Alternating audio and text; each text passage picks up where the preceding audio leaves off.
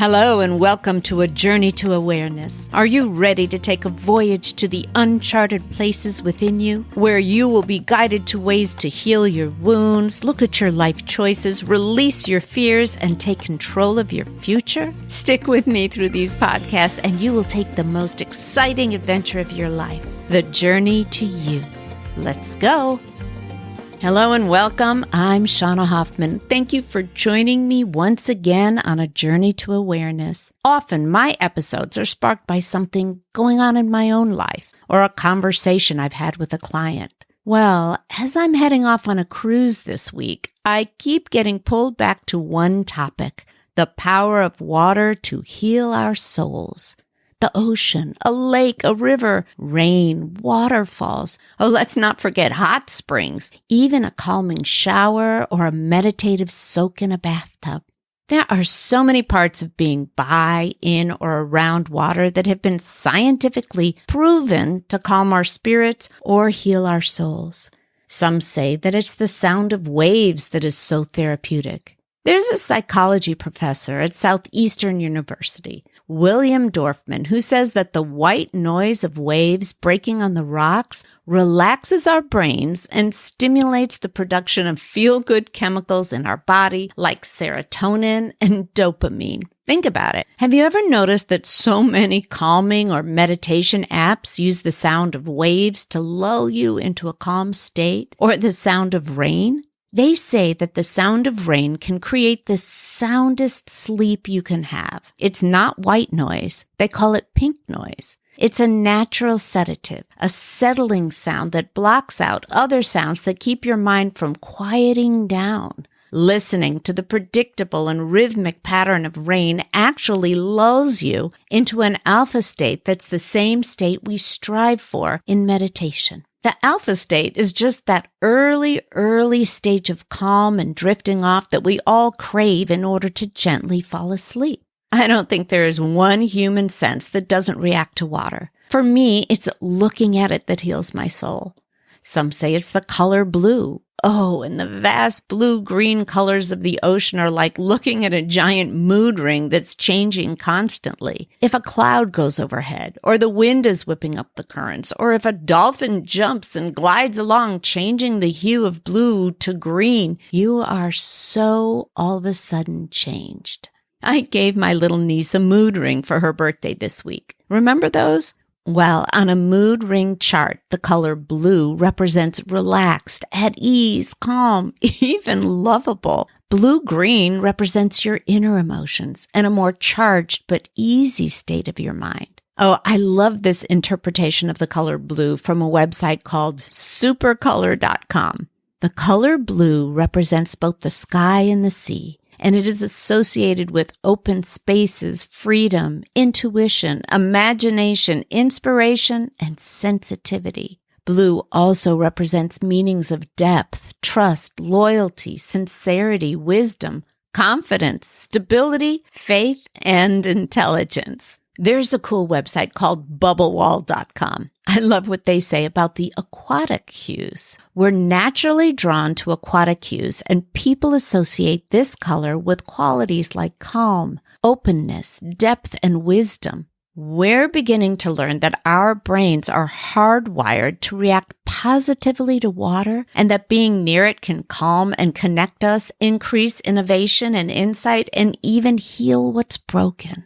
Ah, the science. Other than just the sound of the ocean, staring at the ocean is another thing that can actually change your brainwave's frequency. It also puts you in that same alpha, mild, meditative state as hearing a wave does. So it's no wonder that for thousands of years, when people search for escapes from their everyday lives, vacations, or a space to heal, they've been called to spend their time on or near the water.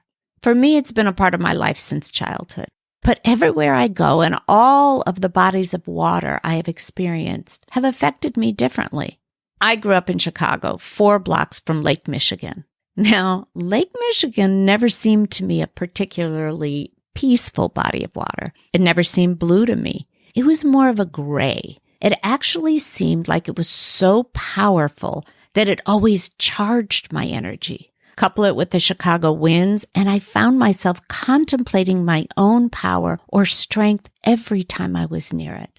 As a teenager, I would walk along the rocks that line the lake and wonder what my life would be like. I think the vastness of it is what brought me to this feeling of mystery. The vastness of the lake and the power of the water hitting the rocks and the wind blowing always made me contemplate my own power and where it came from. They say that about the ocean too, that it's a powerful symbol. When I'm out on the ocean on a cruise ship or on my sailboat, it certainly feels like the water that surrounds me is filled with mystery. When you think of all of the life that lives below the water that we can't see, you can't help but feel a part of something so much bigger than ourselves, so much bigger than everything we know. You can see that the endlessness feeling of the sea is captivating. I love the metaphor that what lies below the water has so much beauty, life, power, and sometimes darkness, just like our own lives. There is so much that lies deep inside our psyche and our souls, so much mystery, so much beauty. Our journey is to find it. There's something undeniable about the ocean. It's something that we humans can't control. It opens us to reflection of our lives and our place on the planet. It offers us peace or shakes us for growth. If we allow ourselves to walk along the sandy beaches, it's there for us in our moment of need for whatever our spirit craves. Another body of water that touches me deeply and in a totally different way is a stream or a gently flowing river.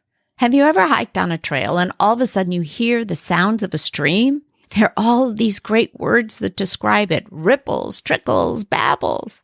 All of a sudden you're called to it. It's almost like there's something familiar about it, like you know it intimately, and now you must stand by its banks and watch it flow. You are called to wonder at its beauty.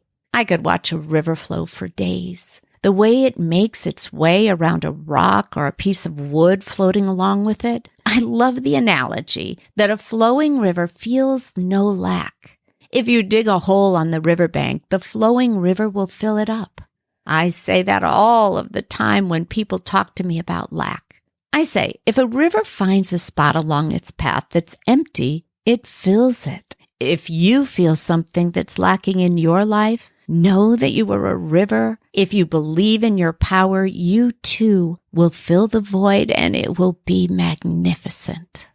After my beloved soul dog Ransom passed away, I found myself with a broken heart for months. I wasn't even aware that was why I had this deep heaviness in me. It was just there. A heavy heart, they say. 10 months after he passed, I went on a yoga retreat to Esalen in Big Sur. It's situated on the most magnificent property. On one side, you're on a cliff looking out over the Pacific Ocean. And inland, there are paths and flowers and a beauty that leaves me speechless. On one of those paths is a most beautiful river. I went to Esalen with the full intention of doing yoga with like-minded souls for 3 days. And just as a retreat like this is supposed to do, and the magic of Esalen brings, my tears and my sadness finally came to light. I never made it to the rest of the yoga classes. I spent this time reflecting on the vast ocean, reflecting on life and loss. I could feel my dog by my side as I walked the trails by myself. And then I knew what I needed to do. I needed to say goodbye to him again. I needed to do a ritual to have the closure I never had after he passed so quickly. So I searched and searched the grounds to see where would I do it. The ocean seemed logical. Then again, it seemed too huge, too far away, too powerful. It was when I came upon the most beautiful flowing river that I knew this was it. It was stronger than a stream, but not rushing or chaotic feeling. It was peace. And so I made my way out onto this beautiful rock that sat in the middle of the river. And I built a tiny memorial of stones to sit on top of it. And then I cried. And I cried some more and more and more until the sounds of the river babbling and the beauty of the water making its way around rocks and tree trunks and my sitting rock finally brought me peace. And then I smiled. I picked up the top stone from the little memorial I had built, and with so much love, I tossed it into the river and imagined it floating away. I said goodbye to my precious soul dog Ransom, knowing we will meet again. For me, being near water is my sanity. When we're not on our sailboat or walking the sandy Santa Barbara beaches or in the middle of the ocean on a cruise ship, my place is my bathtub. And even there, I'm listening to the Calm app with rainwater trickling over the meditation. Water, water, and more water. When I told my husband I wanted to write about water, he reached into his vast collection of thought-provoking books and brought me out this wonderful book called Blue Mind. It's written by Wallace Nichols and has a foreword by Jacques Cousteau's granddaughter, Celine Cousteau. The cover of the book says, Blue Mind, the surprising science that shows how being near, in, on, or underwater can make you happier, healthier, more connected, and better at what you do. Seriously, who wouldn't want that? My bathroom is filled with mermaids. Sometimes I feel like I'm one stranded here on land. So I leave you with one of my favorite quotes by Anais Nin. These words truly represent my own journey to awareness. I must be a mermaid. I have no fear of depths and a great fear of shallow living. To all my wonderful listeners, may you find yourself by a body of water contemplating life, love, and your own happiness. May you honor your dreams, but most of all, may you drink lots of water. I'm also excited to let you know that I will be bringing a small group of women out on the ocean on a beautiful cruise ship on Valentine's Weekend 2022 with another amazing therapist and coach, Molly Lida. We will celebrate life, self-love, and the healing power of the sea. If you want to join us, just swim on over to workingonme.com and take a look under the events page for more information. In the meantime, thank you for letting me into your lives this week, and I look forward to popping back in again next time. Thank you for joining me today on the Journey to Awareness podcast. My hope is that you leave this podcast inspired, fired up, and ready to take that next step on the magical journey of self-awareness, and then you come back and join us again. Oh, and if you can do me a quick favor and please leave me a 5-star review over on iTunes, I gain so much from reading the reviews and getting feedback from my listeners. Thanks again for spending your time with me today. Be sure to visit me on my Facebook page, Working on Me, and on my website, workingonme.com, for past episodes and insight into the fabulous journey to you.